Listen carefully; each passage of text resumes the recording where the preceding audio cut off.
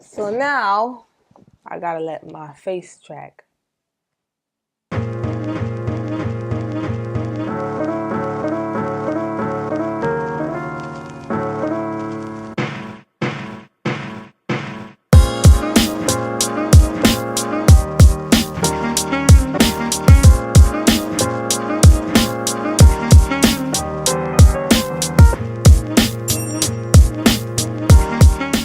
Hello everybody, welcome back to my channel. And today we have a different type of video for you. It's basically a book review. If you haven't watched the last book review, check it out. It's on the book of Acts. And this is my second book review. And basically I just created a series in which I'm just going to review the books as I read them in the Bible. So this book review is going to be on the book of Hosea. Hosea. So we're just going to start basically with the intro of the book. So Hosea is one of the minor prophets. There's not much known about Hosea. It's just from the most you can get to know about Hosea the prophet is from the book Hosea, and his name means salvation, right? And that's going to show you a lot because throughout the book God talks about saving his people, this people turning away from idolatry and him saving him and stuff like that, and God's love for the people. So Hosea's name literally means salvation. So the setting is basically the northern kingdom of Israel. It's during the end of the reign of King Jeroboam. And basically the Israelites absolutely refuse to turn back to God. They're in a period of rebellion where they're just going crazy. They don't want to go to God, and it's looking tough, right? So God basically, the way the story comes out, it's like it starts out with a little narrative, but at the same time it develops into, I guess what you say, I would call it prophetic. I would call it something like that, but don't take my word for it. So basically, God tells Hosea, he says, you know what, go out and marry a prostitute named Gomer. So Gomer basically represents Israel, right? Gomer basically represents Israel. And so God tells Hosea to go and marry a prostitute named Gomer. So he goes to marry her, and he has about 3 kids with her. And each of the kids' names, Lo Rama, Lo Ami, Jezreel, all of them are basically God's judgment on Israel, on the Israelites. So the prophet gives up his life to God to basically allow God to use him in that way to show the people God's heart towards them. So if you think about it, the Israelites entered a covenant relationship with God in Exodus, right? And so God said that as long as they follow the rules, I'll be your God and all that other stuff. And they agreed to the covenant. However, in this story, they have breached the covenant. For example, it's as if 2 people are married. It's like spiritual adultery. That's what's happening a lot. A lot of this book is talking about spiritual adultery. You see the languages that God uses to describe them as if a wife that has left her husband. And when you start to read this book, you see a lot of those analogies of wives, like a prostitute, a wife being a prostitute and leaving her husband and everything like that. And so Hosea's relationship with his wife is kind of mirrored to what's actually happening in the spirit with God and Israel. So that is the plot line of the story. So God is passing judgment on them. God is disappointed at his wife, the bride, the church. Okay, so now we're going to be talking about different topics that were covered in the book. So the first topic that was covered in the book is spiritual idolatry. Basically, spiritual idolatry is cheating on God with sin. Like we said before, the Israelites had a covenant with God from Mount Sinai. From Exodus, right? They had a covenant with God, and he said, well, you follow my laws, I will be your God forever and always. And they agreed to it, but they broke the covenant with sin. Okay, so the next topic is God's judgment. Oftentimes we live in a world where people always talk about God's love and how God is a God of love, this, that, and the fifth, this, that, and the third. There's a whole bunch of nonsense about God's judgment on the world because people like to dress God up into this nice little hippie Jesus, little hippie guy in the sky that just accepts all in the name of love. We're here to love. I could go on and on. However, the problem is we don't have a good perception of love. I actually have a video on that about our corrupted perception of love. Okay, so when we go into Hosea and we look at God's judgment, we see that God's love is expressed through his judgment. His love is expressed through the judgment. Literally, like, it's not because I love you, I don't judge you. It's because I love you, I judge you. You get me? And so when we look at God's judgment, how he judges them, even like there's 3 different phases that I saw. I saw 1, God restricts them; 2, God removes and destroys their idols; and 3, God loves them and he restores them. Throughout the whole process, even when he was restricting him, he was using language like, I'll box her in with thorn bushes, you know what I'm saying? And I will win her love back in the desert. I will win her back. All this stuff. This is God talking about his wife, his people. Right? And you see a language of love in that, where God loves his people, even through judging them, even through putting them through exile. God is showing his love for his people. He's putting them through exile so that he can draw them near to her, because he says, near to him, because he says, I'm going to draw her near to me in the desert. I'm going to win her back. Right? Can you imagine that? So the next topic we want to talk about is a lack of knowledge of God. See, knowledge of God, because people talk a lot about my people perish due to lack of knowledge, right? Hosea chapter 4 and something. Right. And so I had a video about that, talking about what I believe it means that God is saying when he says my people perish due to lack of knowledge. Basically, due to lack of knowledge, meaning lack of knowledge of who God is. Right. A lot of times people take it literally like, oh, I didn't know, so I perished. Of course, it could be interpreted that way. But I feel like in the text, it's talking about lack of knowledge of who God is, because, see, you cannot obey a God that you don't know. So that was a problem here. The people did not know God. They were not intimate with him, and it was God's will that they became intimate with him, which is why he was saying, I'm going to restore you, and you're not going to call me a master. You're going to call me husband, right? He wants that intimate relationship with them, right? And so here they don't have that. They have a lack of knowledge of God, and that's the reason why they perish, because due to their lack of knowledge of God, they cannot obey. See, when you know God and you have a knowledge of God, that will invoke obedience. It's not the other way around. I obey and then I get a knowledge of God. It's I have a knowledge of God and therefore I obey, right? Okay, so next we go to a leadership failure. This is something that's very big. See, I feel like in the body of Christ, we have a very corrupted sense of leadership, understanding of leadership, because people believe like, well, oh, I look like a leader, I talk like a leader, I move like a leader, okay, so I'm a leader. No, it takes so much more than that to become a leader. So right here we see a leadership failure. God is condemning the leaders. He's condemning the false prophets. He's condemning the false prophets. He's condemning the priests for leading the people astray. And so they weren't right in their self, right? And so they led the people astray. It's like blind leading blind, right? So a corrupt head leads for the corruption of the whole body. Once the head is corrupted, the body is going to be corrupted. And so that's kind of what happened. And since the people had a religious spirit, they was just going by the motions. They was just following their leader. They wasn't really seeking God, right? And so if the priest could go ahead and indulge in sexual immorality and still sacrifice, I could do it too.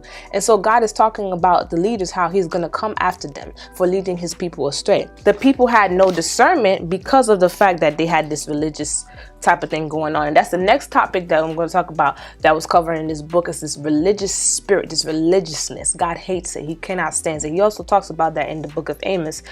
He does not like the religious stuff, where people just vainly do things for no reason just because. So can you imagine, amongst all this idolatry, just worship, just sacrificing to Baal and, the fertility goddess of Canon, these people were still doing the religious acts required of God. God came to a point where he's like, I don't really want that anymore. I believe it's at the end of chapter 3 where he says he uses Hosea and his wife, and he says, Hosea, bring your wife into the your house again and put her to the side. You're not to sleep with her for a period of time, because that's gonna resemble how Israel will not have a king.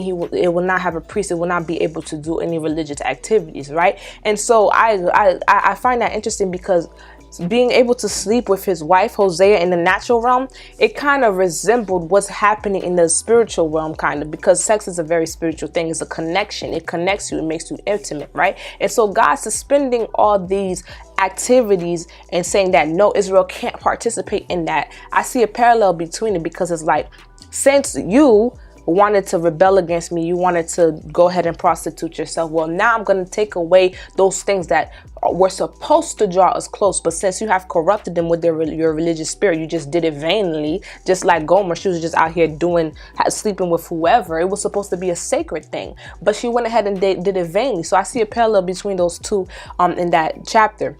So basically God is saying he's bringing them to a place where they can't sacrifice anymore. You know, you were sacrificing vainly, so now you're not going to do it anymore. God cannot, that's one thing I realized. God does not like syncretism. He doesn't like when you mix his stuff in with other stuff. You know what I'm saying? That's what they were doing. Like at the same time that they're supposed to be sacrificing to God, they find themselves sacrificing to Baal. How? It don't make any sense. It was just a hot mess, right? And so it shows me a lot how we could be in the church doing all this stuff, you know, doing all these empty religious acts, but still be so far away from God, right? This religious spirit in them that just animates them to do these type of things and have no connection with God whatsoever. So the next topic we're going to talk about is idolatry and void fillers. So basically the Israelites were practicing idolatry in the purest sense of the word, literally worshiping idols and sacrificing food at their feet, and you know, the jewels and all that other stuff. They were all that. And so there's a verse in chapter 4. It goes like, they will eat but not have enough. They will engage in prostitution but not flourish, because they have deserted the Lord to give themselves to prostitution. Old and new wine take away their understanding, right? Okay, so due to their idolatry, they have turned away from the Lord, who was supposed to be their God. They turned around and they made other things their God. And so I connect this to the now, because oftentimes we make other things our God, and in the process of making them our God, we use them as void fillers, right? Because I believe in this concept in which people have a void in them that can only be filled by God, right? And so if you don't turn to God to fill that for you, to be with him, to be whole with him, you're going to turn to other things to do so. But God is saying, like, if you belong to me, you're going to keep looking, you're going to keep searching, but you're never going to find it, right? And so we see a lot of void filling, an attempt to fill voids, an attempt to get things done without God, which is going to lead me to my next point, which is rebellion. They were so rebellious, right? They wanted to do everything but turn to God. Their heads were so hard. In the midst of trouble, there's a passage that goes, Ephraim turns to Assyria, something like that. In the midst of trouble, they turn around to their enemies, right? They turn around to other bigger countries to become allies with them instead of going to God. And these are people that God took their ancestors out of Egypt. They rather dance around the block and go everywhere than go to God. It's just crazy to me, right? So yeah, if we go to chapter 7, you'll see what I mean. Like their rebellion, God is talking about their rebellion. Chapter 7 verse 10, it says, Israel's arrogance testifies against him, but despite all this, he does not turn to the Lord his God or search for him, right? And if we go down to verse 14, it says, they do not cry out to me from their hearts, but wail on their beds. They slash themselves, appealing to their gods for grain and new wine, but they turn away from me. And that's one thing I learned. So cutting is actually a Canite practice. Like the people who used to worship Baal and the Canite goddess, what they used to do is they used to cut themselves. So that's why it says here that they slashed themselves, appealing to their gods for grain and new wine, but they turned away from me, right? So here we just see a refusal to turn no matter what God does. And Hosea is actually not the first prophet that God has sent to them. There are a whole bunch of other prophets that God has sent to the Israelites before the exile to try and save them and protect them and not destroy their land, but they just would not listen. They were just so stubborn. It's like when I was reading this book, I saw a lot of parallels with real life, the way people actually behave, the way people put things before God and they make them into their idols. And that's one thing this book was big on: idolatry and rebellion and stubbornness and turning away from God, right? And so if you are turning away from God and if you are rebellion, you trying to look to all these other sources to fill you up, to feed. And so I'm going to show you guys what I used to help me read the book. So we have here John MacArthur's commentary Bible. Basically, I use this just for commentary and explanation, extra stuff.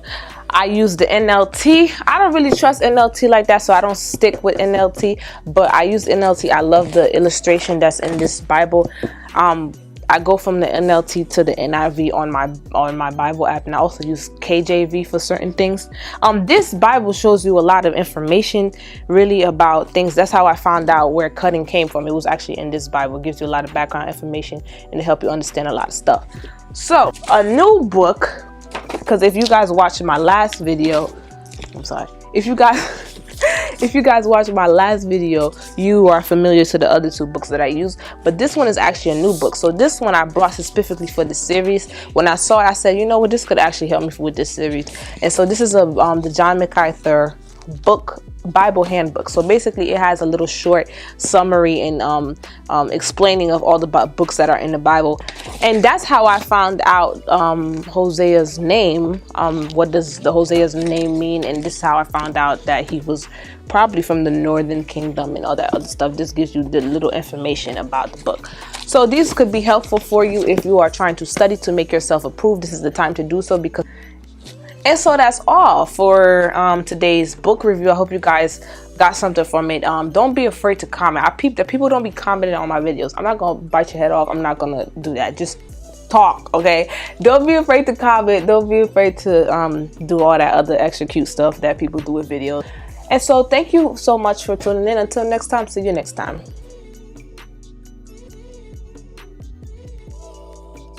And until next time, see you guys next time. Thank you for viewing. No. So cute. I know. And so, check it out. No. I'm editing that out. Bitch, I tell mommy I'm in the middle of something. I'm gonna call her. Belisha. Whenever I would hear Belisha.